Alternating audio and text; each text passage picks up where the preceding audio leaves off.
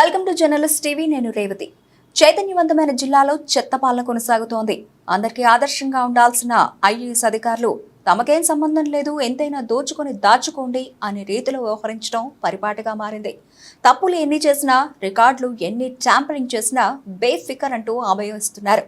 అవినీతికి ఆదర్శవంతమైన పన్ను చెల్లిస్తే చాలు అనే రీతిలో ఖమ్మం కార్పొరేషన్ కునారిల్లుతోంది. నిత్యం కరెన్సీ కట్టలు తప్ప నిఖార్సైన పనులు చేద్దామనే సోయి అటు ప్రజాప్రతినిధుల్లో గాని ఇటు అధికారులలో గాని లేకపోవడంతో వివిధ శాఖల అధికారులు ఆడింది ఆట పాడింది పాటగా నడిపిస్తున్నారు. అధికారులు ప్రజాప్రతినిధులకు తోడు ఆ నలుగురు కాంట్రాక్టర్లు తోడు దొంగలుగా కార్పొరేషన్ ఖజానాను కొల్లగొడుతున్నారు. కార్పొరేషన్ నిధులను పందికొక్కుల్లా మెక్కుతున్నా పెద్ద బాస్ మాట్లాడకపోవడం పలు అనుమానాలకు తావిస్తోంది.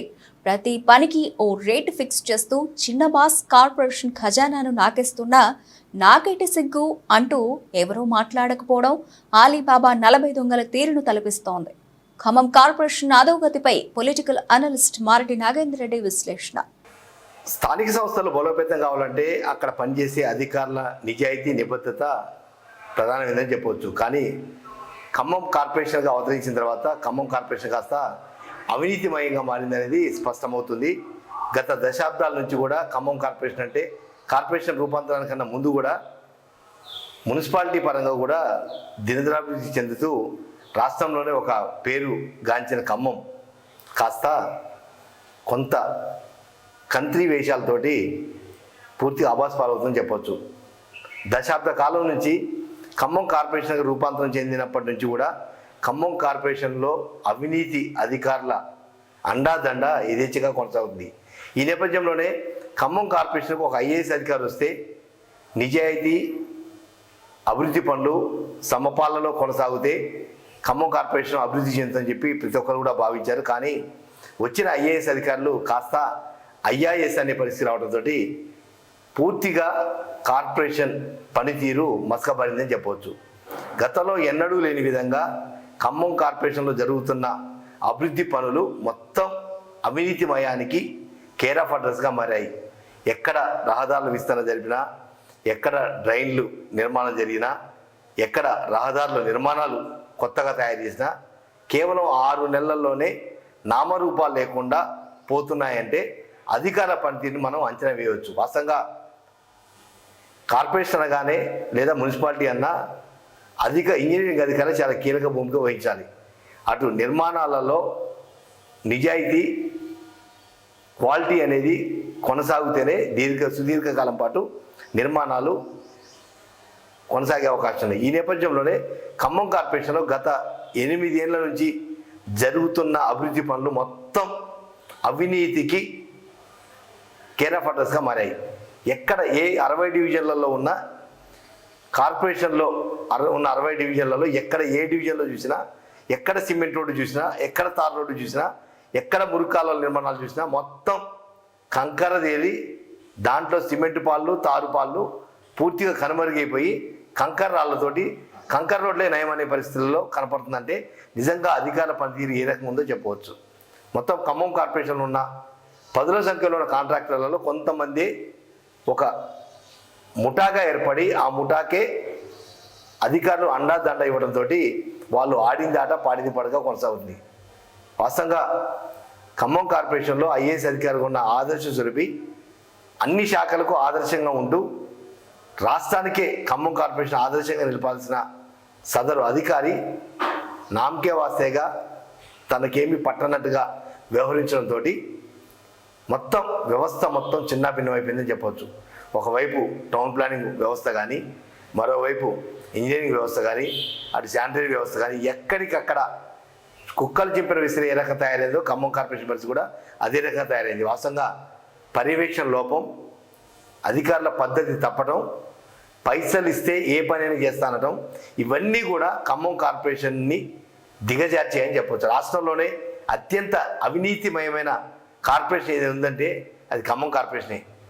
అసెస్మెంట్కి సంబంధించిన నెంబర్లు కావచ్చు, హౌస్ నెంబర్లు కావచ్చు, దాంట్లో అక్రమాలు అవినీతి, 5859 జీవో కింద అవినీతి అక్రమాలే, నిర్మాణాల విషయంలో అవినీతి అక్రమాలే, కొనుగోలు విషయంలో అవినీతి అక్రమాలే, చివరికి ఎన్నికల ఖర్చులో కూడా ఎవరికి వాళ్ళు అందిన కాడికి దండుకొని పరువుని బదాన పడేశారని చెప్పవచ్చు. వాస్తవంగా ఐఏఎస్ అధికారి ప్రతి అంశాన్ని క్షుణ్ణంగా పరిశీలించి లోటుపాట్లు మంచి చెడు చూస్తూ గాడి తప్పిన ఉద్యోగులను సక్రమ మార్గంలో నడిపించాల్సిన ఐఏఎస్ అధికారులే తమకేమీ పట్టణాలుగా వివరిస్తే ఇక వ్యవస్థని ఎవరు బాగుపరుస్తారనేది కూడా ఒక్కసారి గుండె మీద చేసుకొని చెప్పుకోవాలి. నిజంగా సిగ్గుపడుతున్న పరిస్థితి కూడా కార్పొరేషన్ మొత్తం అవినీతికి అలవాలంగా మారిందని చెప్పవచ్చు.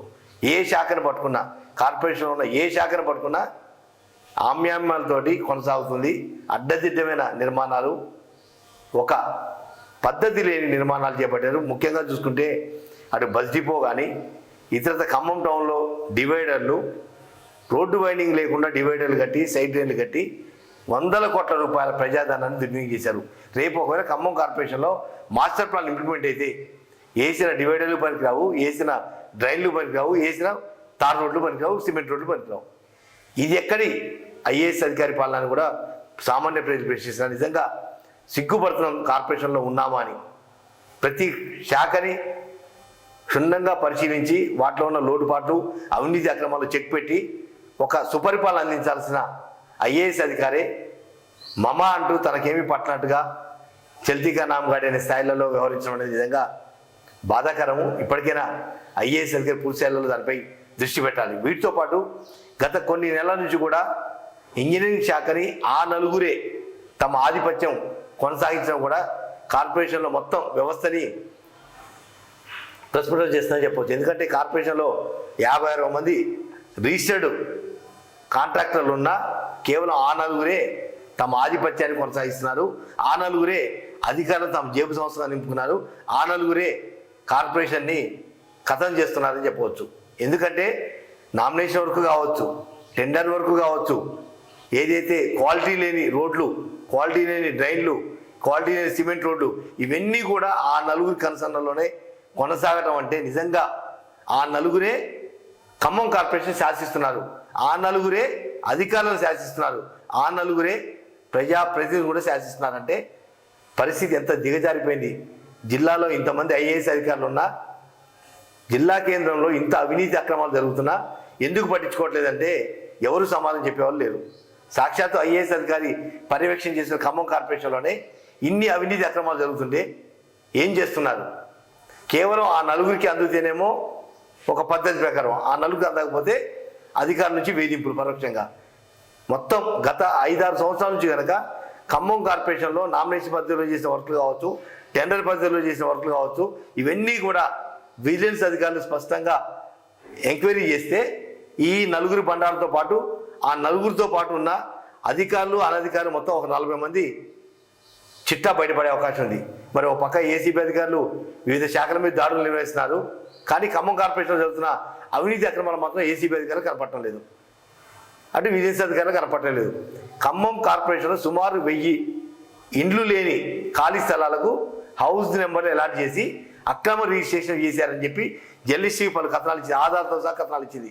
కేవలం ఆ అక్రమ రిజిస్ట్రేషన్ సంబంధించిన అసెస్మెంట్ నెంబర్లను రద్దు చేసి చేతులు దుక్కున్నారు తప్ప ఆ డాక్యుమెంట్ పోవాలి. ఆ డాక్యుమెంట్ ద్వారా కొనుగోలు అమ్మకాలు ఎవరు నిలుపుదల చేయాలంటే సమాధానం లేకుండా అయిపోతుంది. ఇప్పటికైనా ఖమ్మం కార్పొరేషన్లో పట్టి పీడిస్తున్న ఆ నలుగురు అవినీతి జాడ్యం ఉన్న అధికారులు దశాబ్దాల నుంచి ఆ సీట్లకే పరిమితమై అక్రమాలకు అలవాటు పడ్డ అధికారులందరినీ కూడా ప్రక్షాళన చేస్తేనే ఖమ్మం కార్పొరేషన్ మళ్ళీ గాడిన పడే అవకాశం ఉంది. కాబట్టి అధికారులు ఒక్కసారి ఆలోచించండి. ఖమ్మం జిల్లాలో ఉన్న 3 మంత్రులు, డిప్యూటీ ముఖ్యమంత్రి మల్లుపట్టి విక్రమ కావచ్చు, వ్యవసాయ శాఖ మంత్రి సాక్షాత్తు ఖమ్మం ఎమ్మెల్యేగా ఉన్న తుమ్మల నాగేశ్వరరావు కావచ్చు, దాంతోపాటుగా రెవెన్యూ శాఖ మంత్రి పొంగులేటి శ్రీనివాసరెడ్డి, 3 యోధులు ఉన్నా కూడా ఖమ్మం కార్పొరేషన్ గత 4 ఏళ్ల నుంచి కూడా పట్టి పట్టనట్టుగా వ్యవహరించడం కూడా పలు విమర్శలు తావిస్తుంది. కాబట్టి ఇప్పటికైనా అధికారులని పూర్తిగా సమీక్షించి అక్రమాలకు చెక్ పెట్టేందుకు 3 మంత్రులు కూడా ముందుకు సాగాలని చెప్పి జర్నలిస్ట్కి మనస్ఫూర్తిగా కోరుకుంటుంది.